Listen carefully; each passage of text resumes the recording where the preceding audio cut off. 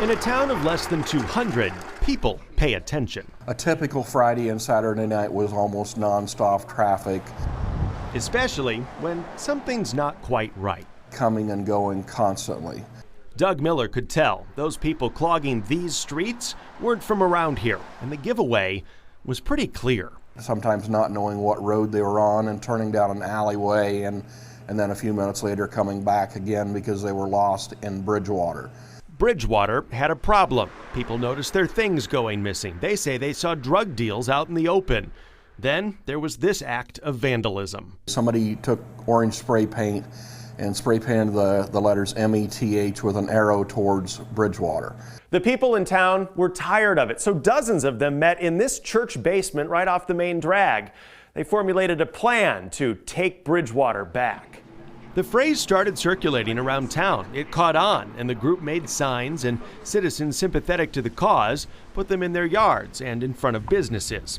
Adair County Supervisor Dave Homan says the bad actors took notice. It seems like they feel like they found a place to go in these small communities, and nobody's going to pay attention to them. But here in Bridgewater, I think they found out they're going to pay attention. And Sheriff Jeff Vandewater noticed a change too. People who were more likely to talk to just their neighbors were now more likely to talk to his deputies. More willing to put their name on a court document, to be a witness to help us make the case against someone who's committing criminal offenses.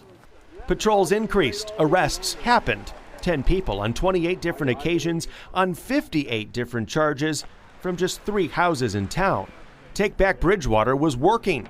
Street traffic was back to normal. And I just really want to tell a story. And after Congressman David Young came to talk to the group, he took the story from Bridgewater to Washington. At least what we're trying to do is shine our own light on it. If you catch the people of Bridgewater for coffee at the Corner Cafe, they can tell you they've noticed the efforts of what is a more active, involved, connected neighborhood watch. More eyes seeing different things. Looking out for each other and the future safety of this tiny town. So other communities in Adair County tell me they have issues too, and leaders hope they can replicate Bridgewater's efforts. There are already conversations about adding another deputy to help patrol the county. Supervisors will talk about that during their budget meetings in the coming weeks. I'm David Earle for KETV News Watch 7 Investigates.